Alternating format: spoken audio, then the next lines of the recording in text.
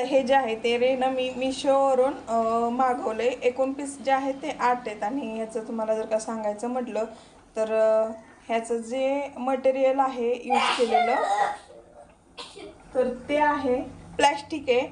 आणि प्लास्टिक मला कसं तरी वाटते, पण काय करू, प्लेट ज्या आहेत त्या खूपच अशा खराब होतात. म्हणून मग मला हे आवडलं, छान वाटलं, म्हणून मी आता हे मागवले. आता मी काय करते, हे एक एक करून सगळीकडे प्लेटमध्ये ठेवून देते. आता माझे जे हे प्लेट्स ज्या आहेत तर इडलीचं जे प्लेट आहेत, एकूण भांडी जे आहेत ते 5 आहेत. 1 2 3 4 आणि 5. 4 1 4, 4 2 8, 4 3 12, 4 चौक 16, 4 पंचे 20. म्हणजे एकाच ह्याच्यात इडल्या ज्या आहेत त्या 20 होतात. 20 होतात. मग हे जे आहेत प्लेट जे आहेत मी अगोदर यूज करणार आहे. जर का मला याचे जर का छान वाटलं, रिस्पॉन्स जर का चांगला वाटला तर मी आणखीन मिशोकडून मागेल. आणि तसं मी मिशोला सांगेल सुद्धा. आणि यातला जर का रेट द्यायला म्हणेल तर मी रेट जेव्हा मी ही जी रेसिपी आहे ती बनवेल आणि त्यानंतरच याचा रेट ठरवेल. तर आहे ना मी इकडे पाणी गरम करायला ठेवलं आहे. इकडे सांबरचं होतं आहे. तर चला बघूयात. यात मी मिश्रण जे आहे इडलीचं बेटर ते टाकून घेते पहिले. 2 प्लेट मावले आहेत, जे की हे जे प्रोडक्ट आहेत ते म्हणजे 8 आहेत. या ज्या वाट्या आहेत त्या. आता याला तेल लावायची गरज आहे की नाही मला माहीत नाही, पण आहे ना मी थोडंसं लावून घेते जेणेकरून याला लागणार नाहीत. आणि प्लास्टिक वाटतंय मला हे मटेरियल, त्याच्यामुळं नको वाटते, कारण की प्लास्टिक शरीरासाठी हानिकारक आहे. पण बघूयात नक्की कसं होते. आणि त्यानंतर तुम्हाला मी रिझल्ट जो आहे तो एंडला दाखवेलच. चला, इडलीतलं पाणी उकळले आणि जे बेटर आहे ते मी यात टाकून घेते. आता हे जे पीठ आहे तर ते खरंच खूप छान फुगले. सकाळचं तुम्ही बघितलं असेल मी आप्पे बनवले होते आणि आता जे आहे ते इडली बनवणार आहे. सो टाकून घेते.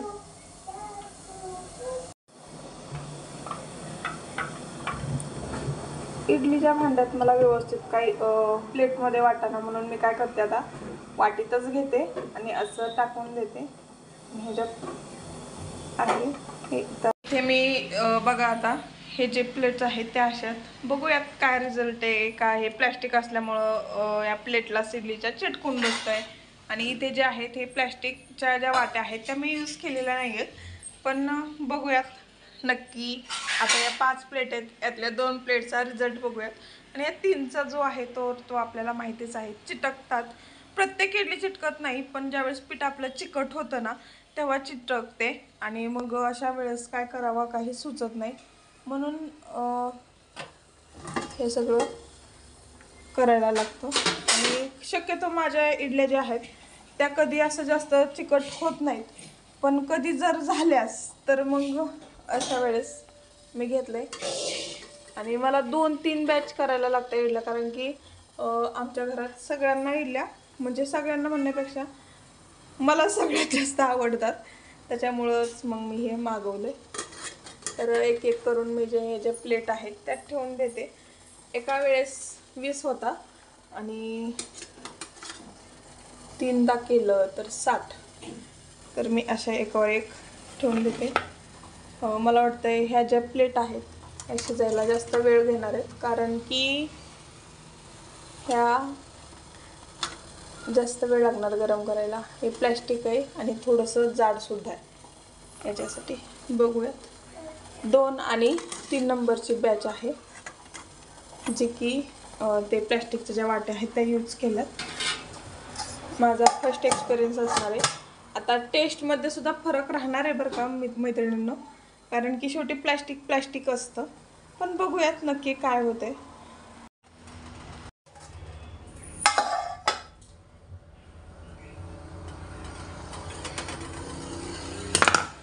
तर बघा अशा झाल्यात इडल्या. आता ह्यातून वाफ निघते म्हणून व्हिडिओ थोडासा असा हे होतो, कारण की आत्ताच प्लेटा ज्या आहेत त्या बाहेर काढल्यात आणि आता तुमच्यासमोरच. अरे हे बघा थोडंसं ह्याला चिटकलंय, पण ठीक आहे. प्लेट मात्र क्लीन आहे, जशाला तसेच, काहीच नाही. आणि आता हे काढून बघितलंय, बघूया त्याला कलर वगैरे लागलाय का काही. अरे नाही, याला तर याचा कलर सुद्धा नाही लागलेला. अरे वा, बघूयात प्रत्येक इडली निघते का. चटका बसतोय जरा, थोडंसं मी थंडच होऊ देते. ह्यातून मी काढून दाखवते. खूप गरम आहे आणि एकदम अशी टम्म फुगलेली दिसते, जाळीदार. आता ह्या ज्या आहेत इडल्या, ह्या सगळ्या यामधल्या, ह्या प्लेटमधल्या. आता हे दुसऱ्या प्लेटमधल्या काढते. ही जी प्लेट आहे ती थोडंसं चिटकतंय, एवढं साहजिकच आहे नगभर, पण ते सुद्धा लगेच निघते. टेस्ट कशी आहे माहीत नाही. हे बघा,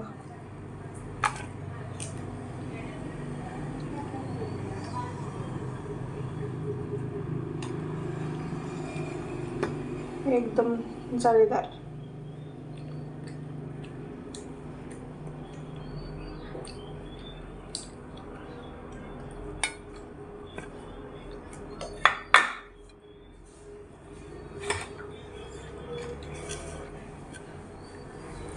तर ह्या ज्या इडल्या आहेत ह्या 8, तर त्या ह्या प्लेटमध्ये बनवलेल्या आहेत.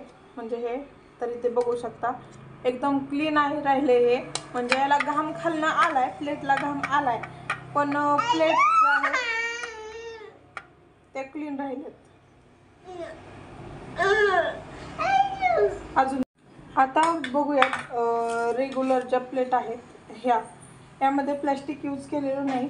आणि यासुद्धा इडल्या कशा निघतात, फुगून तर टम्म झाल्यात. आता मी प्रत्येक वेळेस चाकूचाच वापर करते आणि माझ्या मते माझ्या ज्या प्लेट आहेत त्या नेहमी क्लीनच निघतात. पण एक ऑप्शन म्हणून मी ते जे आहेत ते ऑनलाईन मागवले. कधी कधी खूप गडबड असते आणि पटपट होत नाहीत, मग हे प्लेट साफ करणं किंवा चमच्याने त्याला असं घासत बसणं, त्यावेळेस ते राहून जातं. म्हणून मी इमर्जन्सीसाठी हे जे प्लॅस्टिकच्या ज्या वाट्या आहेत त्या मागवल्यात, पण नाही काय गरज वाटत आहे मला. तर हे बघा, ह्या प्लेटमधली सुद्धा इडली कशी टम्म फुगली, एकदम जाळीदार. आणि चिकट तर अजिबात नाही आहे, अजिबात चिकट नाही. हे बघा, प्रोसेस नेहमी बनवते माझ्या मावशीने दिलेल्या टिप्स वापरून. आणि ह्याला एवढं लागणं खाली साहजिक आहे. बघा, आपण ताटात भाकरी जरी करत असलो तरीसुद्धा ताटाला पीठ कुठेतरी लागतं. तसंच हे थोडंसं रवाळ टेक्स्चर असं अंतरवल्यासारखं. आणि दुसऱ्या प्लेटमधलं सुद्धा असंच असणार आहे.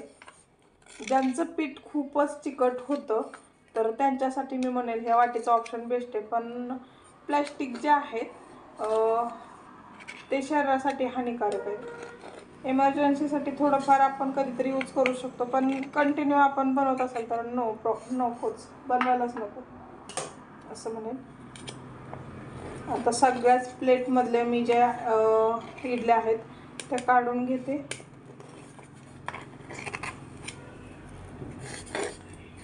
आणि सगळ्याच इडल्या एकदम फुगल्यात. असं कुठली एक पण इडली राहिली नाही की ती एकदम प्लेटला चिटकून बसली किंवा काय.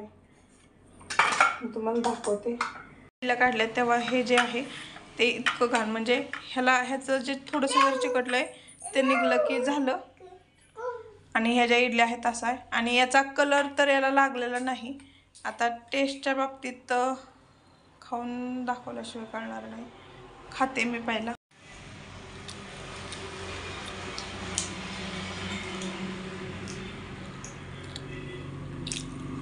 यामध्ये त्या प्लॅस्टिकचा वास सुद्धा उतरलेला नाही, म्हणजे चांगलं आहे.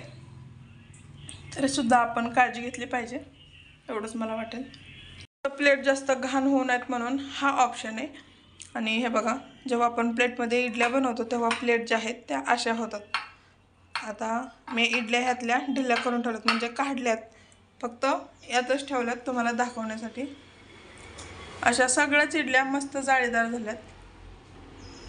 चिकट कधीच इडली होत नाही माझी. मी कधी पण बनवते तेव्हा अशाच एकदम मऊ फुसफुशीत हलक्या फुलक्या. मुलांना तर खूप आवडतं.